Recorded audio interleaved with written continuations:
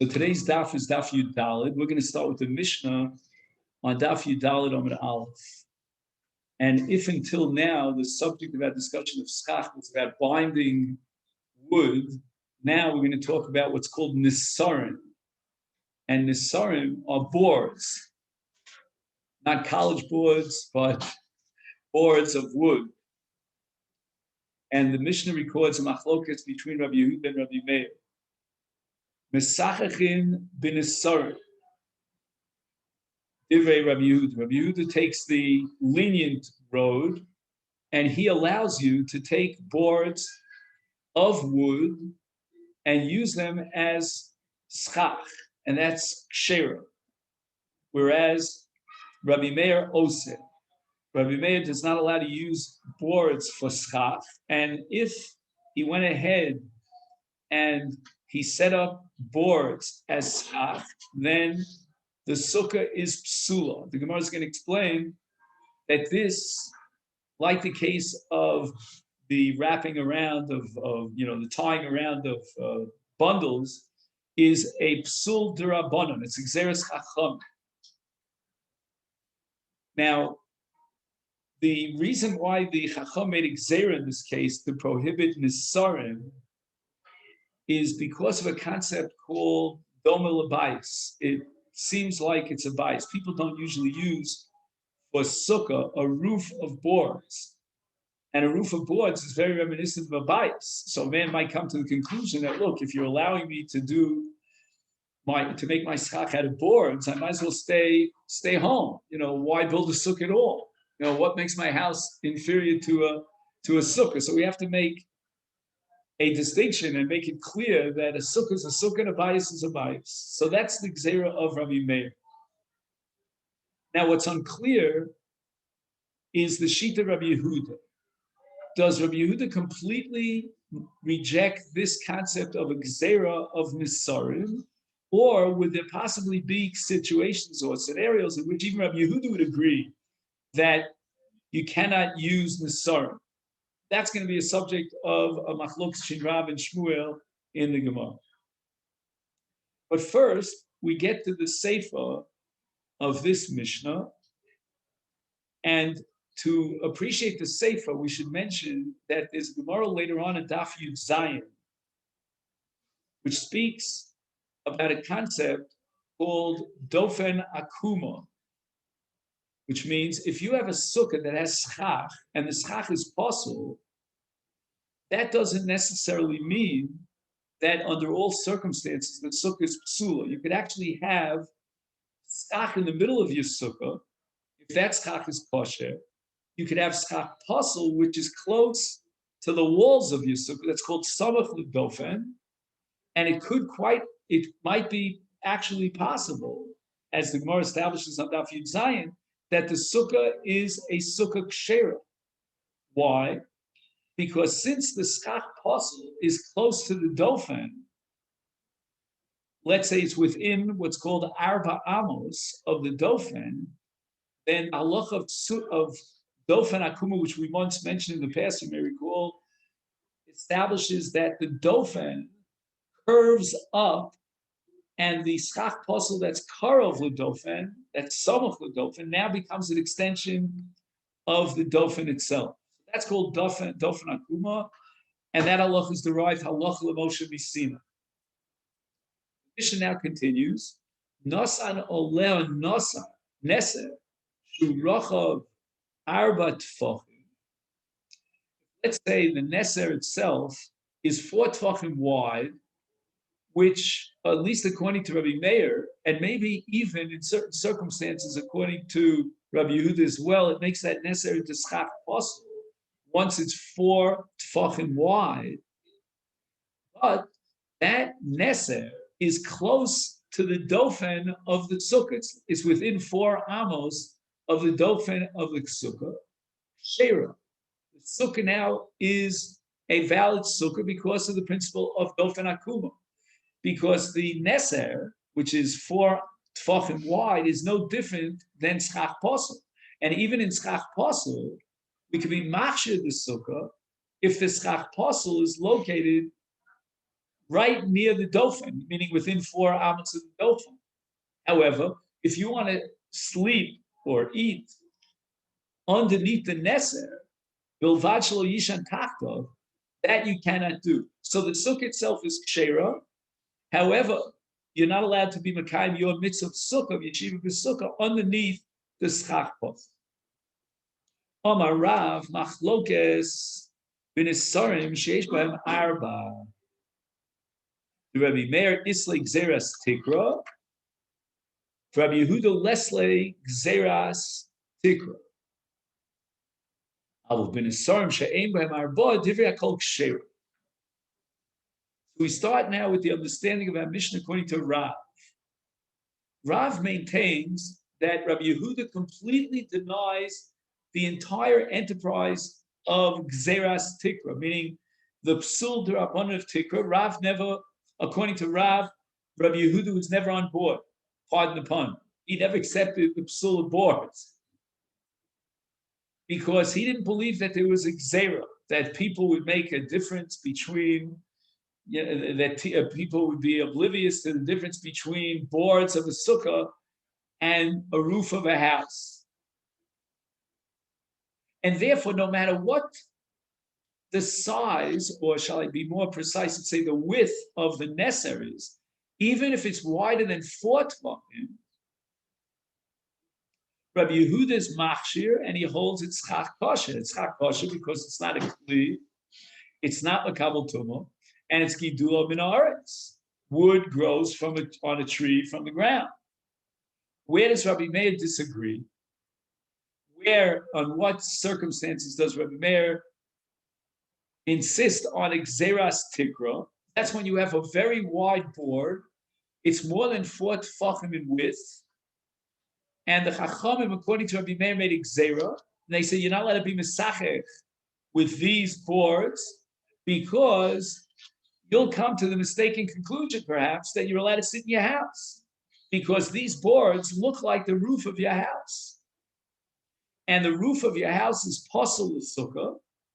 Why? Because the roof of your house is designated for many different things, not just for sale. You want to join us? This seat is certainly free if you want to put it close to this table, whatever is convenient for you. You happen to have a Gemara Succa with you? No? Here, do you want to borrow this one?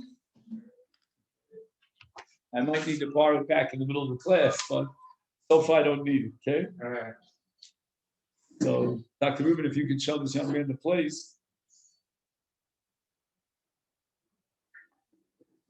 So we just started the Gemara here in the middle of Daf Yud Daled and Aleph. And we were talking about the Gzeras Tikra. What does that mean? You're not allowed to use your house as a sukkah. A house is not a sukkah. It's not schach. The house doesn't have schach that was put up for the purpose of shade. And if we're going to allow you to use boards as schach for your sukkah, then it looks awfully similar to a bias. And Rabbi Meir says that the Rabbanan instituted a gzera, and they said, we're not going to accept the validity of the schach that's made of boards because it looks so similar to the roof of a house that we would therefore assume that he might come to say, if you're allowing me to sit in a sukkah that has boards as a roof, I might as well stay in my house. And he's not sensitive to the difference between schach that was put up for the purpose of sale on a very temporary basis for the purpose of serving as a sukkah for 7 days, as opposed to a bias which is there to protect him from many different elements for the entire course of the year. But, says Rabbi Yehuda, less like Gzeras Tikra, he never accepted this Gzera. He doesn't think that people are going to make a mistake and think that they can stay for 7 days in their house. What if the board is less than 4 tefachim wide? Now, the boards that they used to make a roof of a house were very wide, so that it was not the derech to use a board that was less than 4 tefachim as the roof of your house. And therefore, in a case of a board of a Nessa that's less than 4 tefachim wide, Divrei HaKol, even Rabbi Meir would agree, according to this explanation of Rav, Shera. And it means that this is not schach posel, this is not called a Neser, because it's so thin that you can consider it like a kana, you can consider it like a, like a slat, a small thin slat, or a like a pole. It's not something that you would confuse with the roof of your house, and therefore it doesn't gain the status of a neser, which is good news because then you can use it as chak for your sukkah. Ushmuel, but Shmuel disagrees, and he says, "B'she'ein bohem arba machlokes adarabah." If it's a board, a neser that is 4 tefachim wide, which is exactly what they use classically for the roof of a house, everybody, even Rabbi Yehuda, would agree that the Rabbanan instituted Gzera, and they disqualified such a neser that has the width of 4 tefachim as schach. Where is the machlokes between Rabbi Meir and the Chachamim? Shmuel Omer b'she'ein bohem arba machlokes. In a case where he uses a very narrow slat as schach, and there may be a few people out there in the world, very few, who use those very narrow slats as a roof for their homes.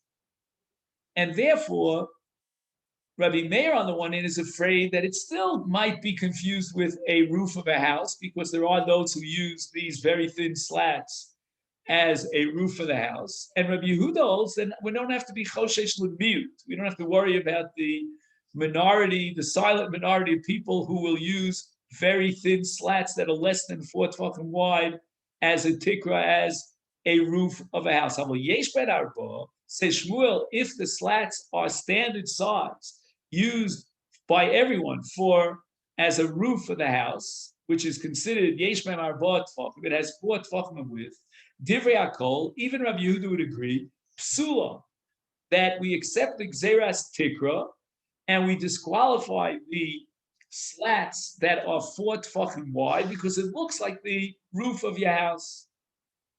And by the way, if it interests anyone, this sheet of Rabbi Meir, that we're worried about the minority of people who would use even a narrow slat for the roof of the house, that is really reflective of Rabbi Meir's shita in Kol HaTorah Kula, because Rabbi Meir always maintains what's called kaishinon limiuta, which means we're always worried about even the minority.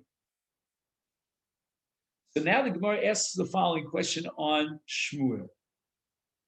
Are you telling me that Rabbi Meir holds that even a very narrow slat, a board, is possible with sukkah?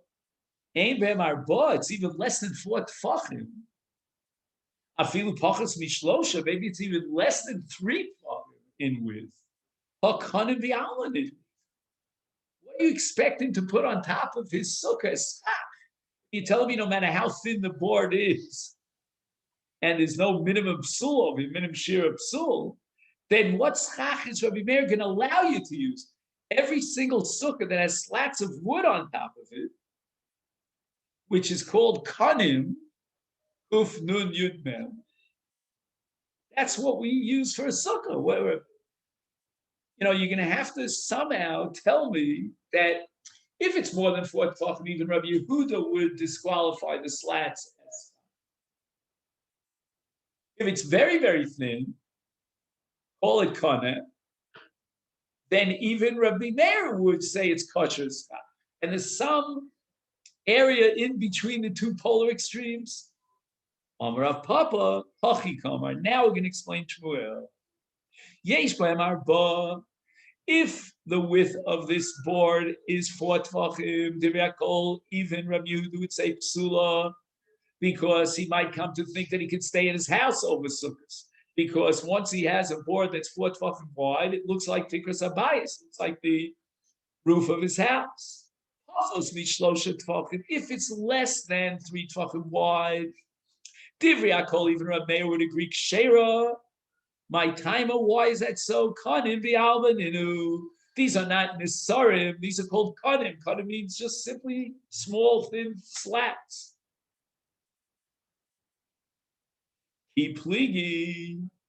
Where is the battleground between Rabbi Meir and Rabbi Meir and Rabbi Yehuda according to Shmuel? Mishlosha v'ad arba. It's wider than 3, but less wide than 4. Mar Savar, according to Rabbi Yehuda is going to hold that cave under less nahu shir makom lo gazrinon. Mar Savar came in the nafkilu mitoros lavud gazrinon. Okay, we're going to explain this Gemara according to Rashi. The Ritva has a different approach to the Gemara, but we're now focused on Rashi. Machlokes now, according to Shmuel, is more than 3 but less than 4. According to Rabbi Yehuda, the minimum is 4 tfachim. Why? Because Rabbi Yehuda says, I'm going to prove to you that the width of 4 tfachim gives you what's called chashivas, gives you a significance. How do you measure, or how does that chashivas express itself? It reflects itself in what's called a reshus b'fnei atzmo, a separate domain. 4 tfachim is your minimum shear for a separate domain. And I'll give you an example. We have halacha, which is called a caramelus. You know what? I just realized this will take us way off the path. Maybe I'll give an easier example. Let's say, for example, in the malach of hotzah, when you take an object from one domain to the other, you have to put it down on a mokum chosh. You can't just leave it on the tippy top of a fire hydrant. It's going to fall. And the minimum size of a location that has significance to it is 4 tfachim. So now Rabbi Yehuda borrows that concept of 4 tfachim, which is the minimum size of a location, to give it chashivus and set it up as a reshus, and he applies it here to the definition of a neser, that the neser has to have a significant width that takes it out of the status of a kana, and that requires 4 tfachim. Less than 4 tfachim, we're not going to passel it, and it's not included in the Gzeres Tikra, because this is not choshev. It doesn't have that significance. Whereas Rabbi Meir holds that, you know what, I have a different shear of significance. What is the shear of significance? 3 tfachim. Why 3 tfachim? Because of lavud. You may remember that we spoke about lavud in the context of schach that is separated from the walls, and there's airspace between them. If the airspace is less than 3 tfachim, then we apply the principle of lavud, and we consider it as if it's sasam, as if it's closed up, and we connect the two, the schach with the walls. But if there's a width of 3 tfachim or more, then there's no lavud, which means it's a separate entity. So that according to Rabbi Meir, we're going to borrow the shear of 3 tfachim from lavud, and we're going to apply it to the neser. Once the neser reaches bingo, 3 tfachim in width, then it's considered a significant neser, and it's no longer considered what? A kana, and therefore the Rabbanan passel it. Now, according to this interpretation of Rashi, the Gemara just dropped the entire discussion and the original understanding of the machlokes between Rabbi Yehuda and Rabbi Meir. Initially, in the Hamamin of the Gemara thought that the machlokes revolves around what you normally would use to set up a roof on your bias. You know, let's say you go to a kablan or a carpenter, right? You order a wooden roof. So what are the slats? So the standard slats are 4 tfachim. And therefore, Meir says, I don't have to worry about those exceptional mute cases of less than 4 tfachim. Rabbi Meir says, no, I have to be concerned even with the miut. That's what we call chayshin l'miuta. But now the Gemara is throwing that completely overboard. The machlokes between Rabbi Yehuda and Rabbi Meir is about the status of a neser. What is the minimum width of a neser? And that is either borrowed from the 4 tfachim of Mokum Choshev or from the 3 tfachim of Lavud. It's a whole different machlokes. The Ritva, on the other hand, is very upset. He doesn't like Rashi here because how could it be that the Gemara is coming up with an entirely new explanation in the name of Rav Papa, the Machlokes Shin Rabbi Meir, and the Chachamim? It doesn't make any sense. Besides which, he has a Gemara Bab Metzia that seems to assume that the Gemara still maintains the original interpretation. To make a long story short, the Ritva holds that there are tikros that are made of slats that have less than 4 tfachim in width. Not the way Rashi says that's very rare. But lo gazra al nisarim shehaderech l'sachich bohem afal pisher gilim gam likros be'emes habat. In other words, you can have a slat that would be classic, run-of-the-mill house roofs using those wide or narrow, let's call them narrow, nisarim boards for building your roof on your house. But nevertheless, there's still a machlokas, even though that's the only point that the Gemara changed over here, that, whether or not it's considered like a tikra of a bias does not depend upon regilus. Like I said before, when you order, slats of wood for your roof from a carpenter or from a kablan, but rather, what do people call a neser? And according to this opinion of Rav Papa, if it's less than 3, then people use it as schach because they don't consider it like a neser. Whereas according to Rabbi Meir, if it's less than 4 and it's only got the width of 3 tvachim, they still consider it like a neser, like a tikra of a bias. So that's the Ritva's approach. Now the Gemara is going to try to refute Rav based on our Mishnah. Tnan, Nasano leo neser shurachav arba tfachim kshera. If he places a wooden board, which has the width of 4 tfachim, which means it's chach posel according to Rabbi Meir, but if it's samach l'dofen, if it's close enough, it's within 4 amos of the wall, shera. And we're going to apply the principle of what, everybody? Dofen akuma. And the Mishnah then qualifies with bilvad shelo yishan tachta, but you're not allowed to sleep under that area that has the board that's 4 tfachim wide. Nishleim, I understand l'shmuel. Di Omar, he says, b'she'ein b'hem arba machlokes. Avol yesh b'hem arba d'vei kol psula. That if you have a nesa that's 4 tfachim wide, even Rabbi Yehuda accepts the gzera of mishum tikra and disqualifies the neser for schach mishum hachi lo yishan tachtov. Now I understand very well why you're not allowed to sleep underneath that neser, because that neser is schach posel even according to Rabbi Yehuda.